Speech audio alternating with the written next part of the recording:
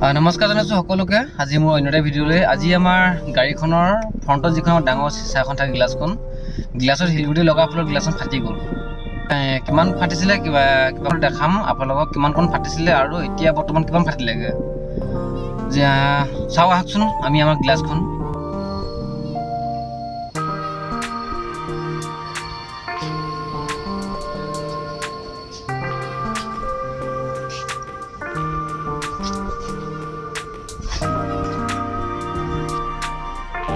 এইটো দেখা পাইছেনে আমাৰ গাড়ীখনৰ গ্লাছখনত দিয়া এই আগত স্কটৰ গাড়ীখন গৈ আছিলে আৰু চকাৰ পৰা শিলগুটি উফৰি আহি পিনি গ্লাছখন ফাটিছিলে। প্ৰথম ফাটিছিলে ইমানকণ ওচৰলৈকে ফাটিছিলে, মানে কমকৈ ফাটিছিলে আৰু ক্ৰমান্বয়ে এতিয়া গৰমৰ কাৰণে আৰু ঠেকেচা খাই খাই গ্লাছখন ফাটি গৈ প্ৰায় 4 ভাগৰ 3 ভাগে ফাটিলেগৈ আৰু এভাগে বাকী আছে। এই ভাগো বেছি দিন নাযায়গৈ। এখন গ'লা গ্লাছখন, এখন এতিয়া ইয়াত কোনো অপশ্যন নাই। তো সেইকাৰণে আমাৰ চালকসকলেও এটা বস্তু ধ্যান দিয়া অতি দৰকাৰ যেতিয়া আমি ড্ৰাইভিং কৰি থাকোঁ। নমস্কাৰ জনাইছোঁ সকলোকে। অহা কাইলৈ মোৰ ভাগৰ জাৰ্ণি হ'ব, অলপ লং ড্ৰাইভত যোৱা হ'ব। গতিকেলৈ ৰাতিপুৱাই যাম, যিহেতু ৰাতিপুৱা ভাগত যোৱাৰ কাৰণে সময় নহ'ব গাড়ী ধুবলৈ বা গাড়ীখন চাফা চিকুণ কৰিবলৈ। আৰু সেয়েহে মই আজি গধূলিতে এতিয়া প্ৰায় সন্ধিয়া 7টা বাজিলে, তো গাড়ীখন ধুনীয়াকৈ চাফা চিকুণ কৰি থওঁ। তো অহা কাইলৈ ৰাতিপুৱা 7টা বজাত আমি যিহেতু ইয়াৰ পৰা ওলাই যাব লাগিব, এতিয়া সময়খিনি মোৰ বাচি থাকিব। বা অহা কাইলৈ আমাৰ গাড়ীখন লেতেৰা হৈছে বা তেল ভৰাব লাগে বুলি কিবা কৰিলে বুলি এইবিলাক আমি মানে কি কয় আমাৰ অভিযোগ দেখা দিলে নহ'ব।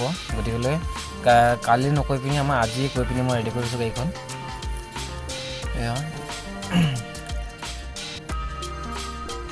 বেছি লেতেৰা হোৱা নাই যদিও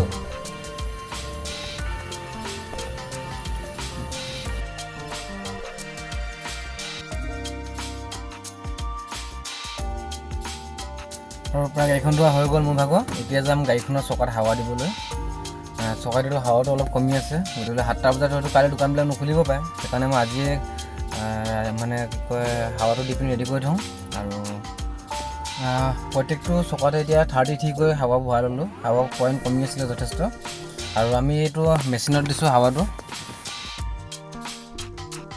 যেতিয়া আমি ড্ৰাইভিং কৰি থাকোঁ তেতিয়া এইটো কথা অলপ গুৰুত্ব দিবলগীয়া কথা হয়। যদিহে ৰাস্তাটো আপোনাৰ হিলৰ ৰাস্তা হয় তেনেহ'লে আমি গাড়ীবিলাকৰ ওচৰে যাব নালাগে। যদি যোৱা হয় চকাৰ পৰা শিলগুটি উফৰি আহি পিনি এনেধৰণৰ কিছুমান ঘটনা ঘটি যায়।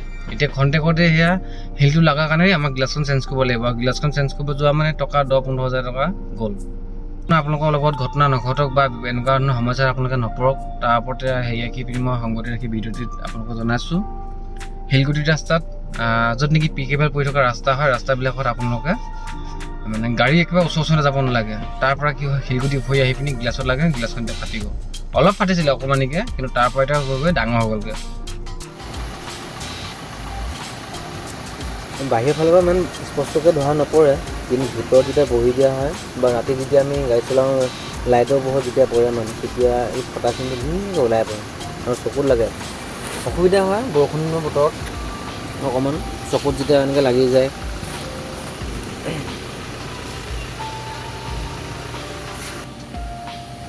আৰু এয়া যোৱাকালি ধুই অনা গাড়ীখন আজি এৰা অৱস্থা হ'ল। আমাৰ প্ৰায় মৰিগাঁও ওচৰতে বৰষুণে পালে, আৰু তাত ৰাস্তা জানেই মৰিগাঁও জাগিৰোডৰ ওচৰত এই ফ্লাইঅভাৰ যিখন দেখা পাইছে, গ্লাছখন প্ৰথম ফাটিছিলে চুকৰি অলপমান তাতে ফাটিছিলে। বেয়াও লাগিছে, গাড়ীখন নতুন আছিলে একচুৱেলি। গাড়ীখন নতুন লাহে বস্তুটো আহি যথেষ্ট বেয়া লাগিছে। ইমান পালেহি গোটেই কি কৰিব, হৈ যায় সৰু এক্সিডেণ্ট, একো নাই, ঠিক হৈ যাব। আৰু